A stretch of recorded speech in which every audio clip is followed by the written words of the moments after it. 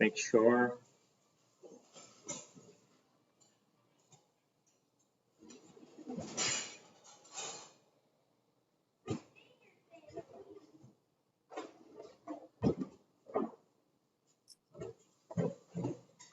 Yeah, okay. Hello and welcome everyone. Welcome to the summer series of the JSNN Seminar, and I'm really happy today to have Dr. Hyejung Won with us. She's going to talk about very interesting topics. It's a combination of the different um, uh, topics related to modeling, informatics, and also genetics. So, just a very brief introduction about Dr. Won. She received her PhD from KS University in Korea in biological sciences. Then she had a postdoc at UCLA in neurology, and now she's an assistant professor at the Department of Genetics. I'm not going to talk too much today, but Dr. Won, please. Okay, thanks a lot, Reza, for the warm invitation, and it's a great pleasure. Yes. Sorry to interrupt. I'll remove myself from the screen so that you will have the floor. What I'm expecting to happen is that people are going to have questions, and please type in your questions in the chat of the YouTube broadcasting, and I will, at the end of the talk, I will ask those questions. So please type in your questions as they come up, or you can also wait until the end. But I'll remove myself, and thank you, Dr. Won. Okay, Reza, thanks. So yeah, thank you for the warm invitation. It's a great pleasure to share some of the recent research topic in the lab with the North Carolina AT&T State University. And also hope you're all safe and healthy during this very difficult time. So today I'm going to share a recent research topic in the lab, which is how we can utilize three-dimensional landscape of chromatin interactions to understand biological mechanisms of brain disorders. So first of all, I would like to begin my talk by basically addressing a very fundamental question that my lab likes to address, and that is, why do we want to study chromatin architecture in the human brain? And this story actually goes all the way back to 2013, when I tried to understand the transcriptional regulators in autism spectrum disorder. So at the time, exome sequencing has basically bursted.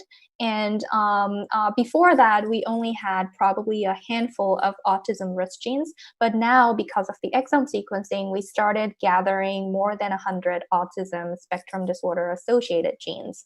So since then, potentially like probably about 7 years of work was trying to refine the genetic risk factors of autism, because we often find a lot of genetic variants, and we wanted to find a way to prune which are the high candidate genes versus which are noise. And also at the same time, because we out of a sudden had more than 100 autism risk genes, we will also have to develop a way to identify what they are doing. So what kind of biological pathways will be mostly impacted by autism spectrum disorder, then targeting each gene and try to go through a very labor-intensive procedure. So this is probably the summary of that 7 years of work, that now we know roughly about 100 autism risk genes that we can finally call it as high confidence candidate genes. And when we map them to some developmental or some biological pathways, we found that there are roughly 2 groups of genes. So the first group is neuronal genes, and the second group is chromatin regulators and transcription factors. And neuronal genes were actually already known even before the development of exome sequencing to be associated with autism, because we all know that ASD is a neurodevelopmental disorder. And of course, there will be neuronal and synaptic dysfunction that happens in the autism brain. However, the implication of chromatin regulators and transcription factors was relatively very novel, which really prompted a lot of new discussion in the field. So we don't know what they're really doing. But when we took a look on the developmental expression trajectory for these genes, we found that they were highly expressed in the early brain development, so before birth, suggesting that during this neurodevelopmental stage, we hypothesize that there will be a massive chromatin reorganization that happens due to the chromatin regulators and transcription factors. And if these process is abrogated by some sort of mutations, then it may lead to some sort of brain disorder like autism spectrum. And even to our more surprise, we found that this was not only confined to autism, but this was more generalizable. So we found very similar genetic landscape when we looked at the exome sequencing target hits for developmental disorders. So 6 genes were really high top candidate genes, and among them, 4 of them were transcriptional regulators and chromatin regulators or transcription factors. And in addition, you can see also numerous transcriptional regulators, even underneath this very high top candidate genes, suggesting that transcriptional regulators are also heavily implicated in developmental disorders. And this was not only the genetic etiology important in developmental brain disorders, but even for adolescence onset disorder or adult onset disorders such as schizophrenia, we found also very similar things. So in addition to synaptic and dopaminergic and cholinergic genes, as well as ion channels that we already knew to be associated with schizophrenia, we found that transcriptional regulators were also highly enriched in schizophrenia pathway, suggesting that transcriptional regulators may play a very versatile role in understanding the genetic etiology of a multitude of brain disorders. So to go back to the original question that I posted, why do we want to study chromatin architecture in the human brain? It is because chromatin architecture in the human brain will provide rich insights into the genetic etiology of brain disorders. However, when we talk about chromatin architecture, there can be actually a multi-forms of chromatin architecture.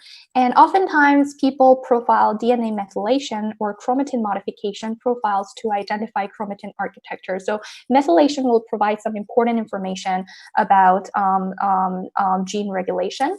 And chromatin modification, depending on what kind of histone mark that you are profiling, you can measure either active enhancer states, or you can measure active promoter states, or you can even measure heterochromatin or repressive marks.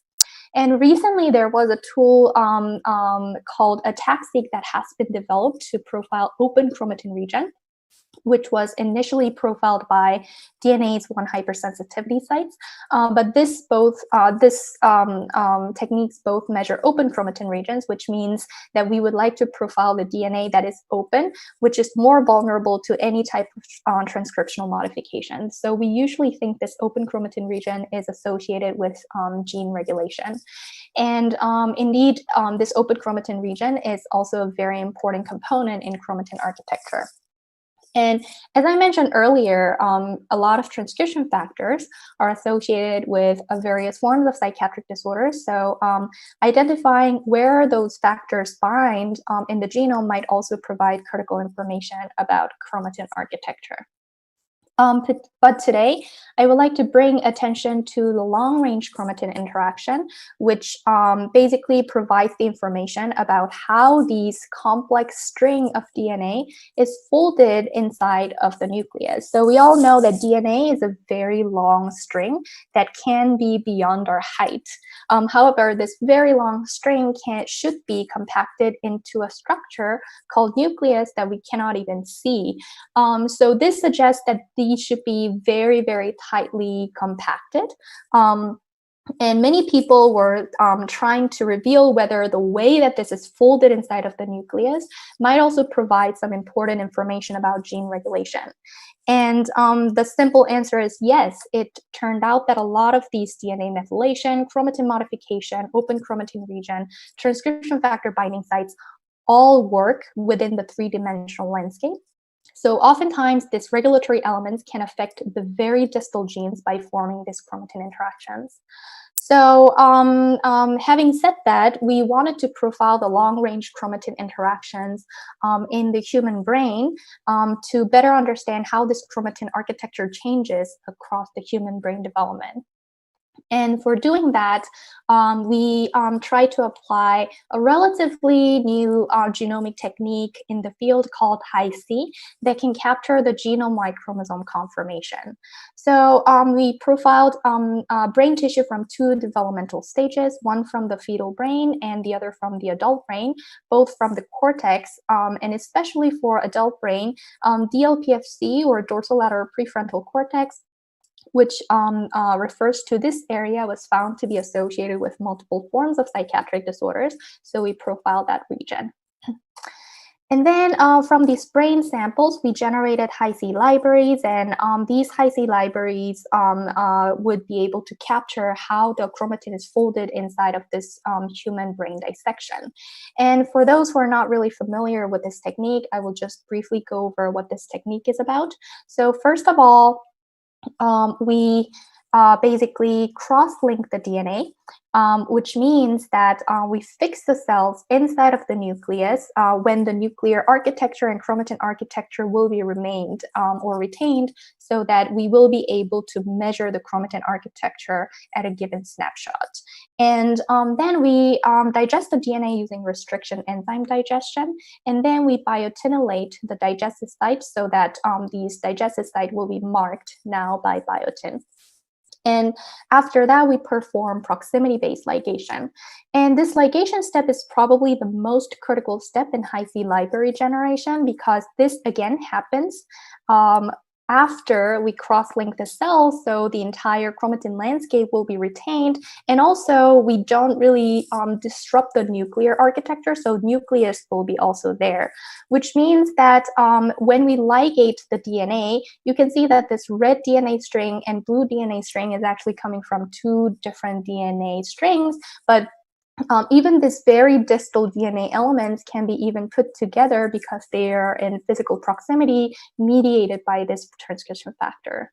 So once we sonicate the DNA and then pull out the DNA again using this biotin mark, then we will now have the DNA sequence elements that do not longer just contain the DNA sequence information, but where the interaction actually happens, because this biotin will mark the ligated sites. So usually when we perform DNA sequencing, we will only capture the DNA sequencing information. When we perform RNA sequencing, we will perform DNA sequence information or RNA sequence information.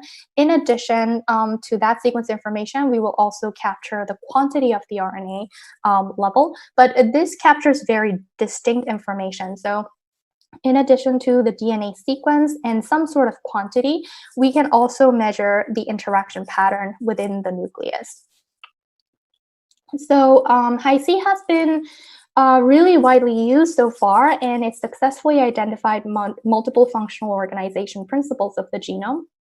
And to sum up the decade of work, we now know that each chromosome has its own territory. So oftentimes, chromosome 1 interacts with chromosome 1 itself rather than interacting with other chromosomes. So each chromosome has its own sort of house.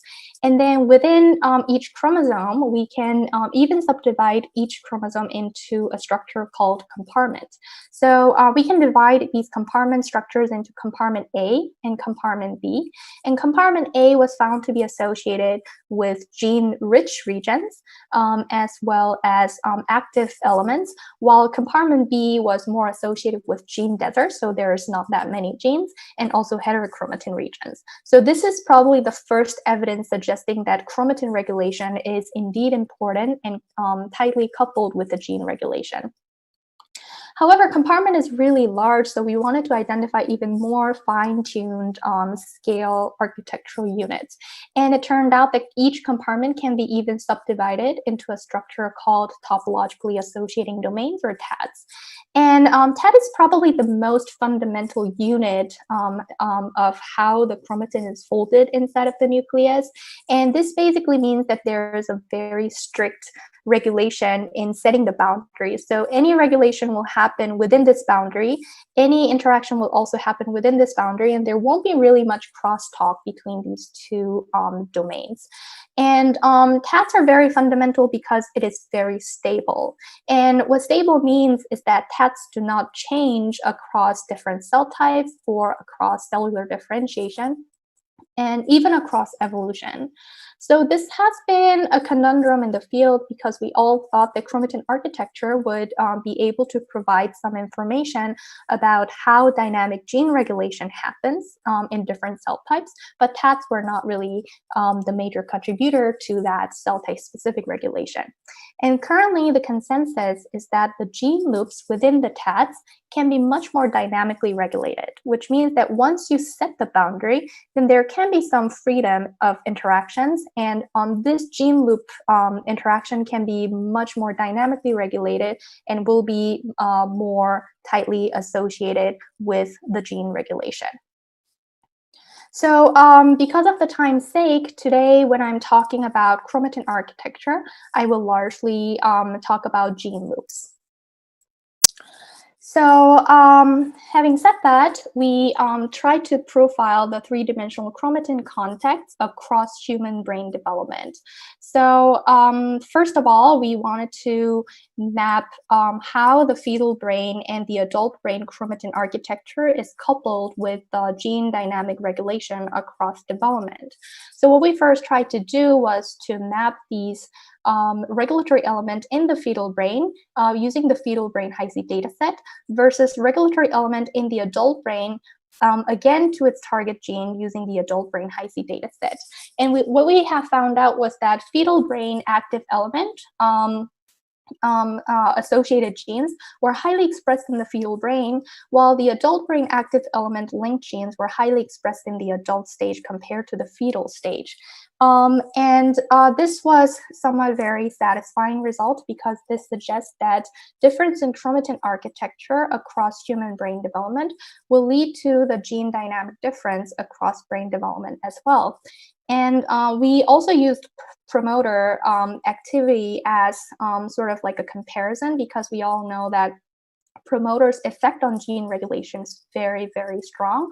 And again, we found that adult brain active promoter was really highly linked to the higher expression level in the adult brain, while fetal brain active element was more tightly coupled with much more high expression of these genes in the fetal stage.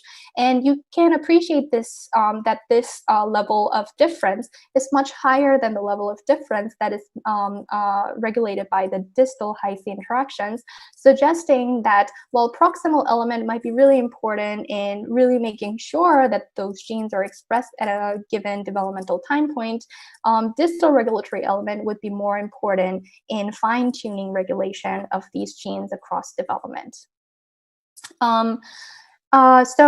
We were very intrigued by these findings, so the next question we wanted to ask was what these genes are doing. And unfortunately, what we found was that basically all these landscape was tightly coupled with the cell type specific or cellular composition differences.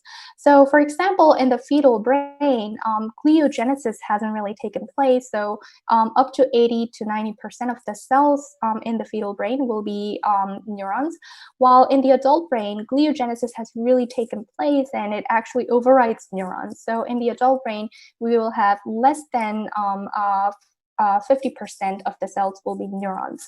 So indeed, basically the genes that were linked with the fetal active elements were largely neuronal, while genes that were linked to the adult active elements were largely glial.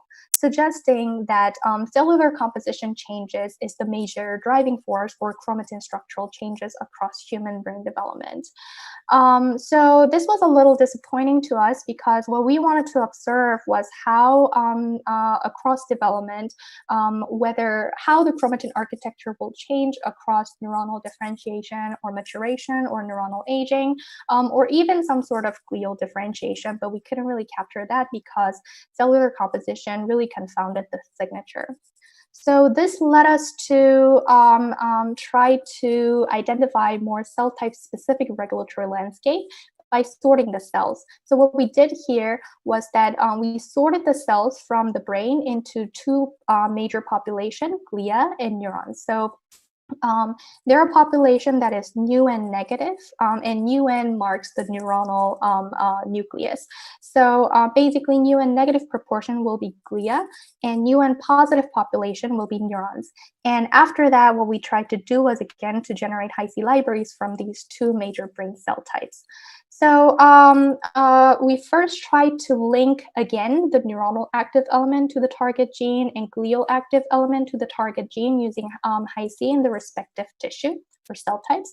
And then after that, what we tried to do was what types of genes can be linked to neurons or glial architecture. And one example is HOMR1. So what you can appreciate from here is that even though enhancer landscape is largely both active in neuronal and glial populations, you can see that not only the promoter is active in neuron positive population, but there are a lot of distal interaction with the distal regulatory elements that might really make this gene much more active in neurons. And compared to that, in glial population, we cannot really measure any distal interaction, suggesting that all these landscape might lead to the different gene expression of HOMR1 between neurons and glia. And HOMR1 is a very important synaptic scaffolding molecule that is usually only highly expressed in neurons and also involved in synaptic maturation and neuronal function. So this suggests that how chromatin architecture can predict some of the gene expression patterns that are cell type specific. And indeed, we were able to show that neuronal chromatin architecture is tightly linked to neuronal genes, while glial chromatin architecture is tightly linked to glial genes, especially oligodendrocytes, which consists of almost 80% of the glial population, and astrocytes, which contain about 10% of the glial population that we capture. So the next question is, okay, now we have the cell type specific regulatory landscape. What kind of things that we can potentially do? And what we tried to do was to map the cell type specific epigenetic landscape to understand some disease mechanism. And what we have tried to do was to overlap these map with the other map associated with Alzheimer's disease. So Marcy and colleagues have tried to profile both the neurotypical control and Alzheimer's brain, and they found that a lot of genomic regions are hyperacetylated in AD versus a lot of genomic regions are hypoacetylated in AD. So you can see that this acetylation peaks are much higher in AD versus acetylation peaks are much smaller in AD. However, what they have found, they have profiled this only from the bulk brain, not in the cell type specific pattern. So we were wondering whether these hypoacetylation or hyperacetylation display any cell type specific regulatory landscape.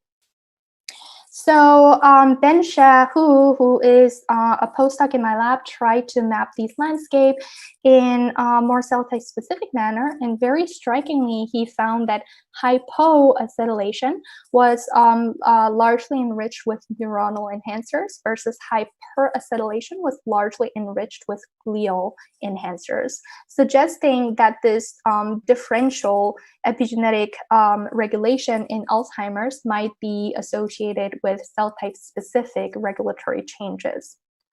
So again, we linked these hypoacetylation and hyperacetylation into the target genes using the Hi-C from the respective cell types.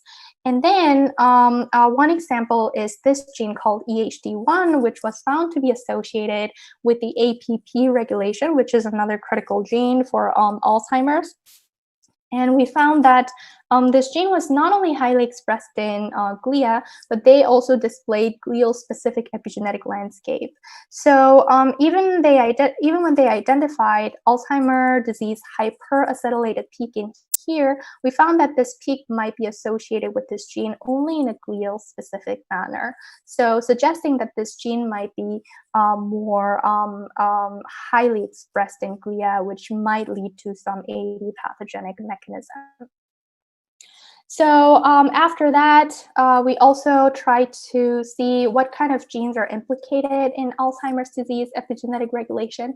And we found that nervous system development and asymmetric synapse were largely hypoacetylated, and protein binding and catalytic activity associated genes were largely hyperacetylated, suggesting that neuronal systems might be downregulated, while catalytic activity and some protein function or protein metabolism will actually more upregulated. And indeed, we found that a lot of neuronal genes were subject to the hypoacetylation, while a lot of oligodendrocytes and astrocytic genes were subject to the hyperacetylation. So this gives one of the examples of how we can utilize the cell type specific regulatory landscape in understanding the disease biology. So given that we currently have a map that is very comprehensive, the next question was, can we actually utilize this map in a more systematic manner to understand the disease biology in a more systematic fashion? So to that end, we decided to utilize this framework in understanding multiple psychiatric disorders, especially by focusing genome-wide association studies. So for those who are not really familiar with genome-wide association studies, unlike exome sequencing, which tries to identify rare variation, GWAS is a typical genetic study that tries to identify the common variation that is associated with a given disorder or a trait. And because common variation is just there in general public, the key is to require a very large sample size. And once you perform a successful GWAS study, then a typical plot that you will get will look like this for schizophrenia. So you would be able to see that there are a lot of peaks here, and this red line means that it is the genome-wide significant cutoff. So any peak above this red line means that these are the genomic regions that are associated with schizophrenia in a very highly reliable fashion. So what you will be able to appreciate from this slide is that not only schizophrenia, but multiple forms of psychiatric disorders seem to have multiple peaks, suggesting that we now have many genomic regions that are associated with psychiatric disorders. And a decade of studies in GWAS basically suggested that common variants contribute a substantial fraction of heritability. So we might be able to utilize our cell type specific landscape as well as brain chromatin architecture in understanding a variety of disorders. So to apply this map, we first wanted to address some of the challenges in GWAS. And one of the challenges in GWAS is pleiotropy, which refers to the fact that a given genetic risk factor or a given gene can influence only, oftentimes it does not only affect one trait, but it can affect multiple traits. So it basically means that a given gene won't only cause schizophrenia, but it can also cause autism or ADHD, depending on the genetic background or environment. So especially this pleiotropy is really widespread among neuropsychiatric disorders. So you can appreciate here that, for example, ADHD and bipolar disorder are tightly genetically correlated. Major depression and anxiety disorder are also genetically correlated. Schizophrenia and bipolar disorder are genetically correlated. And this genetic correlation is basically seen for the majority of psychiatric disorders, suggesting that there is shared genetic etiology across all these multiple forms of psychiatric disorders. And another challenge in GWAS is polygenicity. And polygenicity refers to a fact that is exactly opposite to pleiotropy, which is that this time multiple genes can control a given trait.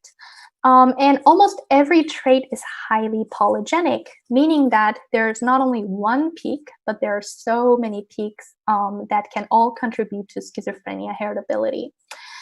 So far, schizophrenia GWAS is probably the most successful GWAS in psychiatric disorders, and we found 145 genomic regions, so 145 peaks that you can see from here that are associated with schizophrenia. And although this is a huge number, it is somewhat disappointing that it can only identify 6.6% of SNP heritability for schizophrenia, suggesting that the majority of heritability is still buried underneath this genome-wide significance. So more studies should be made to basically resurrect some of the signals from these subthreshold loci, because they can still explain a significant proportion of heritability. So this means that there should be a method that can actually utilize some signals from the underneath signals in addition to the genome-wide significance threshold.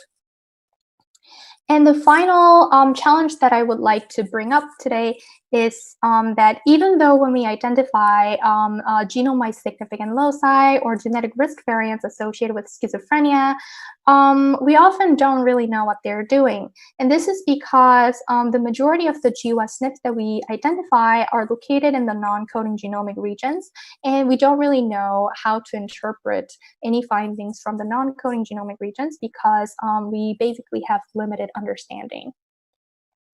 So, of course, this has been a very important question in the field to understand the non-coding variants, because we often just get the variants in the non-coding space. And so far, probably the most easiest approach to understand the biological impact of these non-coding SNP is to assign them to a gene, because we usually know what they're doing because there have been a lot of studies about protein coding genes especially. And unfortunately, the currently most commonly practiced approach to assign SNPs to the gene is to simply link the SNP to the nearest gene. You can see that this gene is the nearest to the SNP, so people usually assume that this gene will be the target gene for this SNP. However, we and others have shown that this is actually not true for almost 75 to 80% of the cases, suggesting that oftentimes the SNPs can affect very distal gene. And currently, the gold standard method to identify the SNP to gene relationship is to utilize eQTL, or expression quantitative trait loci. And eQTL basically measures the SNP level association with the gene expression level association. So any SNPs that is statistically correlated with gene expression can be called as eQTL. And while eQTL is a very versatile method, this also has its own caveat. The first caveat is that because you have to measure the statistical correlation between a lot of genes and between a lot of SNPs, you basically require a very huge sample size. So you will typically require more than 100 sample size to obtain a reliable eQTL data set. Which is not very easy to obtain for relatively difficult tissue that you would be interested. For example, brain tissue is relatively difficult to obtain compared to the blood samples. So that's one of the caveats or limitations. And the other limitation is that even when we have a great eQTL resource, people have found out that eQTL can only explain only a small subset of heritability. So it will miss a lot of actual signals as well. So we hypothesized that maybe we would be able to use another metric, which is Hi-C-driven chromatin interactions to identify the gene to SNP relationship. So the major hypothesis for this strategy is that the risk variant may affect the gene that it's physically interacting. So even though this gene is very distal, if they are in close proximity by forming chromatin loops, then this gene might be the target gene for this risk variant. And the major reason that we would like to use this approach is because now we finally have the Hi-C data set in high resolution in multiple brain tissue across different developmental epochs. So we have the fetal cortical Hi-C data set as well as adult cortical Hi-C data set, as well as Hi-C data set in different brain cell types. So we now have Hi-C dataset from neuroprogenitors, neurons, astrocytes, microglia, and oligodendrocytes, which means that we can identify these relationships and the disease biology in a developmental stage specific manner, as well as in a cell type specific manner. So to sum up the remaining challenges, in the earlier slides, I mentioned that often non-coding SNPs may regulate non-neurous genes, so we would need some functional genomic evidence to link these SNPs to the rightful target genes and link them to the rightful neurobiological mechanisms. And secondly, I also told you earlier that subthreshold loci can still explain a significant proportion of heritability, so we would need a method to pick up some signals from these subthreshold loci. And finally, oftentimes psychiatric disorders show a remarkable level of genetic correlation. So having a shared neurobiological mechanism that underlies psychiatric disorders will provide some important information about how can we treat the psychiatric disorders as like a collection of syndromes rather than very distinct individual disorders.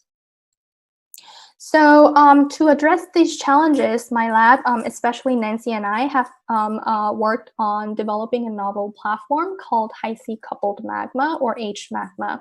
And this is sort of like improving an existing tool called magma. And what magma does is that each SNP will have its own p-value of association for a given disorder. So what it did was that it aggregated the SNP level p-value to the gene level p-value. So because we have way smaller number of genes compared to SNPs, it will dramatically reduce the multiple testing correction burden and can also pick up some signals from the subthreshold loci. And because it also maps the SNP level associations to gene level associations, and because we know way better about genes, it also allows pathway mapping.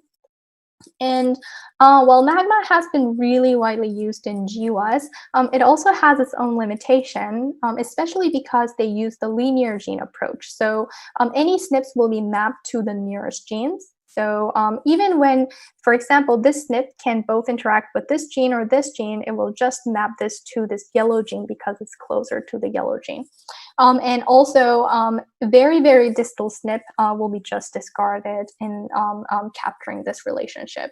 And especially given that this SNP to gene relationship can be highly cell type specific, if it is just using the linear gene approach, it won't really capture the cell type specific regulatory landscape as well.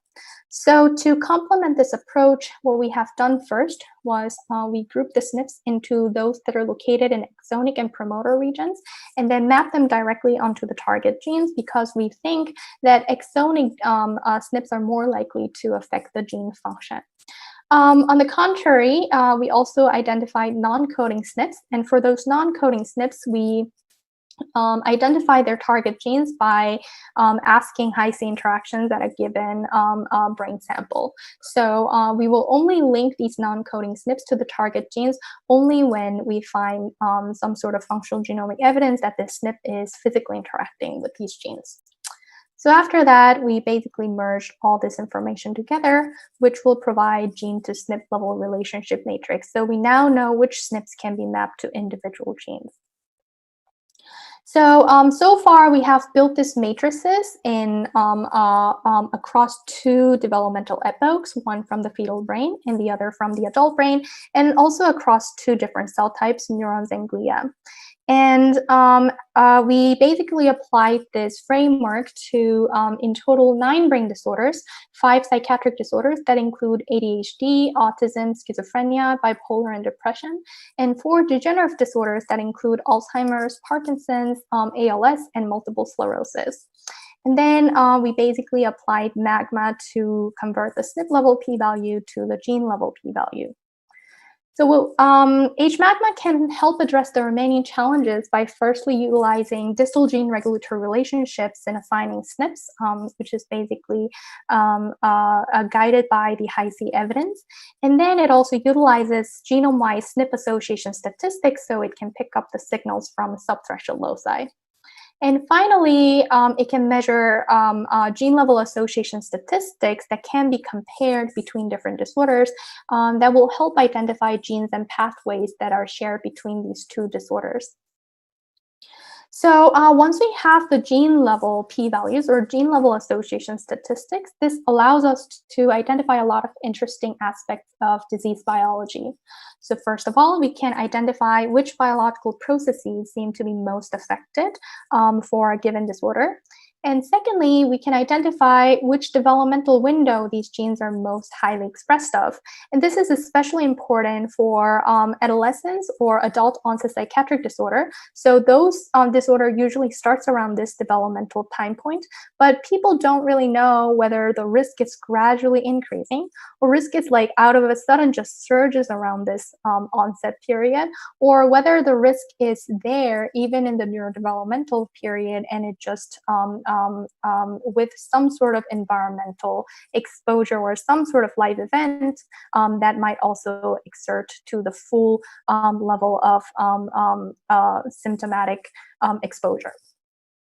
And finally, another important aspect that we would like to know especially in developing therapeutic strategies, is to identify cell types that might be critical for a given disorder.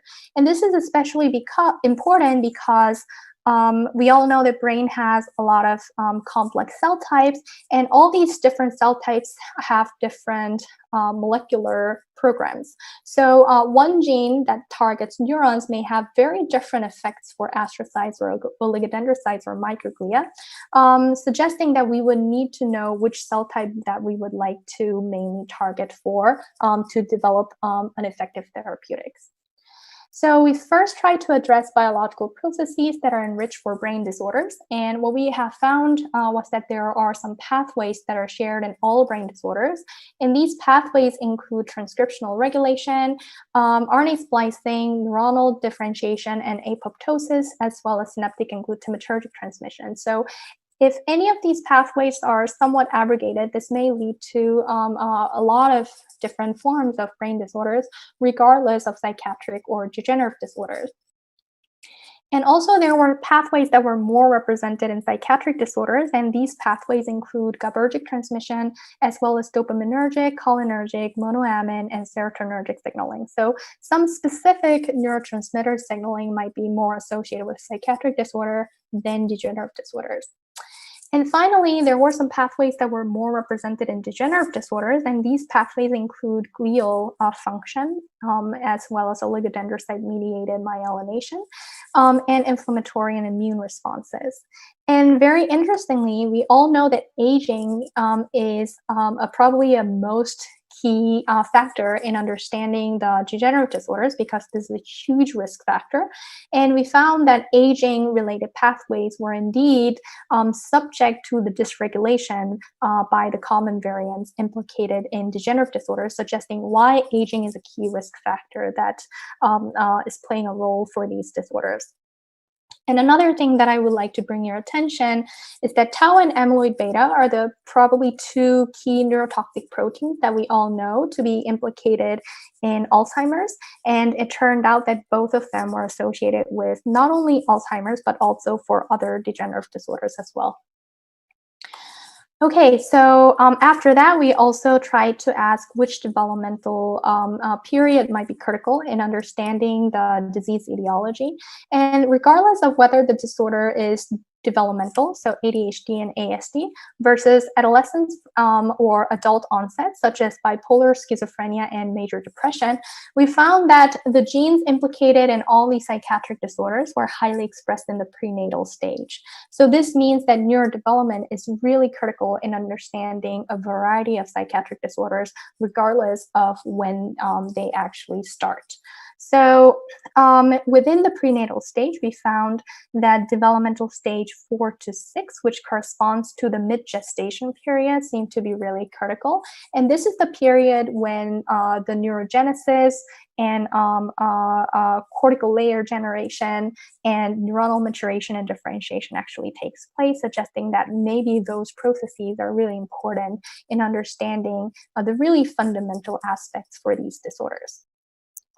And when I first took a look at this figure, I was a little bummed because the entire pattern was so similar. So I was wondering whether any genes might show very similar trajectories like this, and this is not only confound to the psychiatric disorders.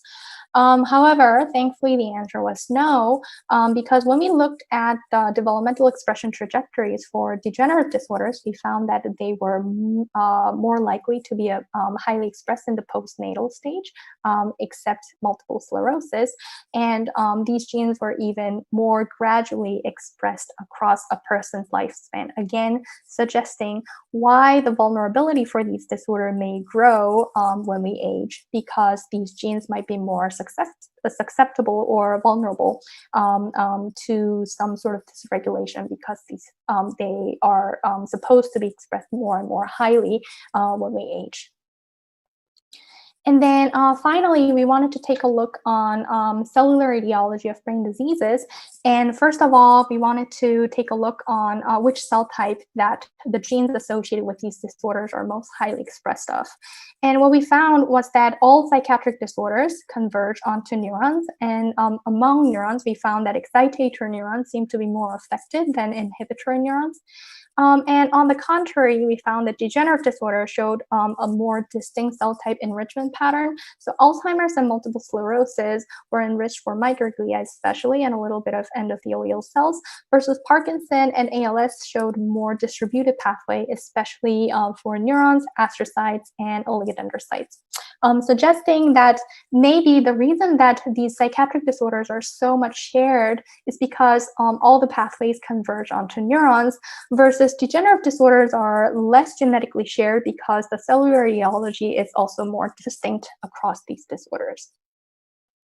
So currently, I have told you how H-MAGMA can address remaining challenges by firstly identifying distal genes that can be missed by nearest gene assignment, and then secondly by picking up the subthreshold signals because we are aggregating the SNP level association statistics in a genome-wide fashion to the gene level association statistics. So in collection, we basically think that H-MAGMA can extend the list of disorder risk genes and help fill the missing heritability gap, which can all help to decipher the disease mechanism for these brain disorders. However, so far, I haven't really mentioned anything about pleiotropy. We all know that psychiatric disorders show a remarkable level of genetic correlation. So can we actually identify the shared gene list and neurobiological mechanisms that underlie psychiatric disorders? So for that purpose, what we have tried to do was to utilize another metric that H-MAGMA provides, which is the Z-score. So in addition to p-values, H-MAGMA will provide the Z-score. So the higher the Z-score is, this gene is more implicated for example, schizophrenia or bipolar disorder. So by utilizing this metric, we basically rank the gene list for example, schizophrenia and bipolar disorder, and we try to see whether the top ranked genes, so the genes that are shared, genes that are associated with schizophrenia and bipolar disorder actually overlap. So if there's a higher level of overlap between these disorders, it means that the genes that are associated with the disorders are shared between those two disorders. So when we applied this tool to all these psychiatric disorders and degenerative disorders, we found that these gene level overlap highly recapitulated the SNP level correlation. So I have mentioned earlier that schizophrenia and bipolar, for example, shows very high genetic correlation. And we found that indeed the majority of the gene level overlap is shared between bipolar and schizophrenia. And similar things happen between ADHD and ASD, as well as major depression and ADHD and major depression and schizophrenia, suggesting that we can use this gene that is overlapping between disorders to identify the mechanisms underlying pleiotropy. So from these genes that are significantly associated with two disorders, we identify pleiotropic genes that are shared across 4 out of 5 psychiatric disorders. And then we try to identify what these genes are about. So initially, we tried to identify which pathways are enriched for these pleiotropic genes, and we found that synaptic and neuronal genes, as well as transcriptional regulators, which is basically consistent with probably the most first page of my slide, suggesting that ASD was largely associated with neuronal genes, and chromatin regulators were again recapitulated in the pleiotropic gene list, suggesting that that mechanism might just apply to various forms of psychiatric disorders. And when we looked at the developmental expression trajectories, this was not very surprising that we again observed prenatal enrichment compared to the postnatal enrichment, especially in the mid-gestation stage. And this was somewhat expected because we found very similar expression trajectory for all 5 psychiatric disorders. But when we took a look at cellular expression signatures, I thought that this gives rich insights about pleiotropic mechanism, which is not very evident for individual disorders. So in addition to neuronal enrichment, we found that excitatory neuron 1 seemed to be especially critical for pleiotropic mechanism. And this excitatory neuron 1 enrichment was not obvious in any of these 5 psychiatric disorders when you look at the individual disorder. And excitatory neuron 1 is the neuron that is enriched for the upper layer cortical neurons. So upper layer cortex was found to be associated with human evolution. So that layer of the cortex is highly expanded in the human compared to chimps, rhesus macaque, or mouse. So we think that this excitatory neuron 1 subclass might be critical in understanding human evolution. And secondly, because of that, we also hypothesized that excitatory neuron might be implicated in human cognitive function. And this is suggesting that even though the role of excitatory neuron 1 in individual disorder might not be very clear, it may play a substantial role in shared mechanism underlying these psychiatric disorders. And this is somewhat consistent with the diagnostic criteria because all these 5 psychiatric disorders display some sort of cognitive dysfunction. And we think that this might be the cellular etiology in understanding those shared symptoms across these 5 psychiatric disorders. So with that, I hope that I convinced you enough that cellular complexity is really an important factor in understanding the chromatin structural changes across brain development, which highlights the importance of understanding cell type specific chromatin architecture. And we indeed found that cell type specific chromatin architecture is tightly linked to the cell type specific gene regulation. And by summing up all these work, we developed a novel tool called H-MAGMA that can help refine the cellular and temporal resolution of brain disease. And we even further applied this to identify a new list of genes, we call it as pleiotropic genes, that may help elucidate the shared molecular basis of psychiatric disorders. So with that, I would like to thank my lab members, especially Benxia, for the cell type chromatin work, and also Nancy for developing H-MAGMA. And also my collaborators and friends, so Sharon, Christine, and Stella are all from Mount Sinai, and they helped me a lot in terms of building the cell type specific regulatory landscape. Dennis, my postdoc advisor, and Nenad and Mark have been really crucial in my collaboration for the PsycENCO consortium, as well as Xander Arguello at NIMH. So this tool is actually publicly available now. So if you have any brain-related GWAS, please feel free to use it. And also, finally, my funding sources. And with that, I would like to thank your attention and happy to take some questions.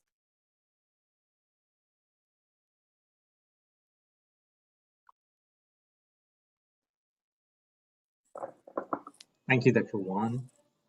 And so now the floor is open for the audience. If they have questions, please type your questions in the chat section. And also, finally,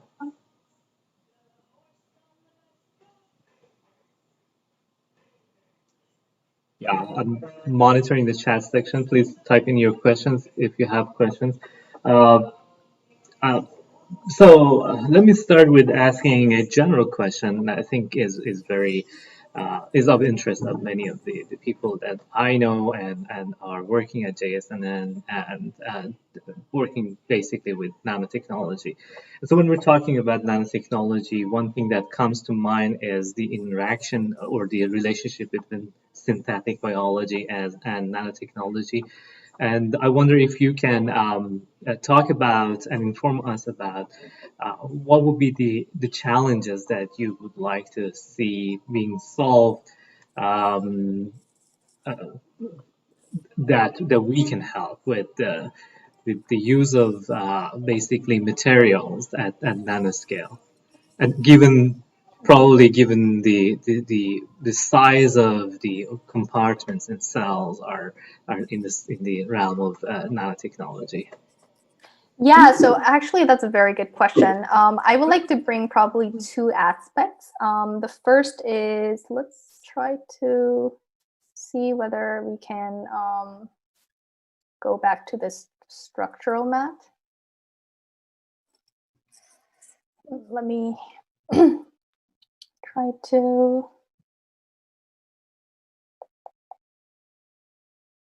Yeah, here. So one thing that we would really like to do in this work is that everything that we have done so far is based on genetic sequencing technique, right? But genetic sequencing technique has its own drawback because it's just the sequence information that can be heavily biased. And we all have this principle in this field that seeing is always better than sequencing. So if you can visualize this, it will be always better. So there has been a lot of tool development and also a lot of researchers who tried to visualize all these aspects of chromatin interaction. So not only about gene loops, tags, or compartment, but also at the level of really in the DNA string. So in terms of chromatin architecture, they are basically trying to measure some information, for example, related with like this. So can we measure the how this histone is folded, how histone modification can lead to the nearby structure, how the transcription factor is binding, what is the dynamic, what is the kinetics for that, and of course measuring this chromatin interaction also individually too. So this has all been really critical, and I think nanotechnology in terms of really validating all these level of interaction or chromatin architecture will be really, really critical. And another thing that I would like to bring your attention, especially in terms of synthetic biology, people, is that actually synthetic biology is a huge field in GWAS right now because, for example, we now have a lot of these peaks, right? And I told you earlier that it's very difficult to know what individual peak is actually doing. And it is largely because even though you see one peak here, this doesn't mean that there's only one variant. Oftentimes, there will be hundreds to even thousand variants within a peak. And we don't know which is, so it's called causal variant. We don't know which is the variant that might be really associated with schizophrenia within this peak. We just observe the statistical correlation, but we don't know what is the actual variant that we would need to target for. So there has been a technique called NPRA or EMPRA, and that stands for Massively Parallel Reporter Assay. And what it does is that we synthesize tens of hundreds or even thousands or even like several magnifold of those to basically map all these SNPs and make a small synthetic fragment that contains all these hundreds of SNPs information, and then try to understand which of the synthetic elements actually have the regulatory capacity and functional role. So I think there is a lot of coupling between synthetic biology and GWAS, and I think my lab is also currently dealing with that too, but having more insights from the synthetic people might be really, really helpful in the field. So there is a question in the chat from the Zoom though. So the question is, I'm wondering how many examples are proved based on discovery of the distal SNPs from the high C? Okay, yeah, that's also a very good question. I don't really have a very good answer because it's still like relatively prediction and gene mapping can be done like in a various different fashion. But for example, for schizophrenia, we have about 145 genomic regions that are associated with schizophrenia. And by utilizing multiple functional genomic tools, we were able to map the SNPs to the target genes for 80% of the loci. So for the remaining 20%, we think that either they might have the effects through a very distinct mechanism that we currently don't know, or we just don't have a very high resolution map for the functional genomic data sets that we have generated. But for 80% of the cases, we were able to get some sort of association between SNPs and genes. And again, that's still association. So to really validate the causal link, as I mentioned, a synthetic technique like EMPRA to really experimentally validate the link will be really critical. Very interesting, and thank you. Very nice talk. I think we can probably talk off the of air about some similarities and some possibility of collaborations. But I'm generally interested in basically knowing what's your view on controlling the structure of chromatin, right? So when we're talking about synthetic biology, so I guess the gist of it is that you would be able to control the well, let's say in a system that is more complicated than a bacteria, right? You would be able to control the structure of the gene and make sure that the gene, if you have a couple of genes or a few genes, you make sure that some of them are expressed, some of them are not at different times, depending on what your input is, right? So,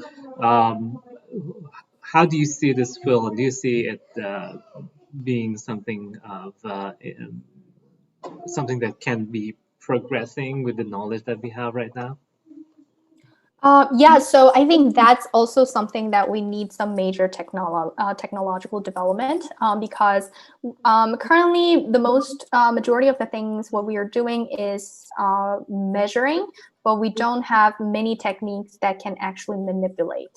I think there were now two interesting techniques in this field which can control a specific locus, and it can basically induce two genomic regions interaction using some coupled proteins. So it can actually induce a specific localized chromatin interaction and bring two genomic regions of your interest. And one of the techniques is especially using that upon light. So it's called ladle. So when you put some blue light, for example, or red light, it can actually provide two genomic regions interact with each other. But it's still very focused interaction, so you cannot really like manipulate the global chromatin architecture right now. It's just like one locus that you're interested in, and then the other locus that you're interested in, and seeing what will happen when you induce the interaction. So I think there are still a lot of advancements that can be made. Very interesting. And so just for the audience to understand a bit better, if you don't mind talking about how basically during the development of cells, right, how genes are expressed, are expressed, or what, let me say it differently, what are the mechanisms, the main mechanisms that determines what part of the gene or what gene should be expressed at this specific time? I see. Yeah, that's actually an excellent question and probably the most important question that the entire genetics people are trying to reveal. And I would say that we currently know a very small fraction of the whole picture, I guess. So the first thing that needs to be done is to make sure that the DNA is open. So if any gene is within this very tightly condensed region of the chromatin, we call this as heterochromatin. And you can see that if it is tightly coupled with the histones or nucleosome, then you will find out that there is basically no place to attack, right? So transcription factors cannot bind anymore. So the first thing is that you have to loosen the structure to make the structure a little bit more open so that transcription factors or other cofactors can bind. So let's say that there is a gene and now it was a little more loosened, and then there will be some enzyme that binds to the promoter. So the enzyme can be bound to the promoter, or it can really just elicit the expression, but promoter should bind to some sort of transcriptional element. So there should be a transcription factor like this that binds to the promoter region. And then this initial pioneer factor would need to bring a lot of transcriptional machinery. So this will become a pioneer to basically attack this region and then make it loosen and then reveal the promoter. And then after that, it will just bring their friends together. So they will all together work on the gene expression. While doing that, sometimes these transcriptional machineries can be brought not directly by the pioneering factor, which is bound to the promoter, but it can be actually brought by this long-range chromatin interactions. So if there are a lot of cofactors here bound in the enhancer, and then there's this promoter bound element, then if these two regions interact with each other, then that will lead to basically the marriage between the transcription factor and transcription machinery. And then in that case, the gene will be expressed. Yeah, thank you. And ain't it so cool? It's a really good system, simple at the same time complex enough that does everything. And the whole idea is fairly simple, right? I mean, you do have the excess or you don't have the excess. So with that, I think this is a good time to end this talk. I again thank you, Dr. Wong, for a nice presentation. And I think we can probably virtually clap for you. I do that here. And so if you're looking at the or watching this online, you can also like the video, and that would be almost the same thing. So with that, thank you all, and thank you, Dr. Wong. And please stay online. I'll continue.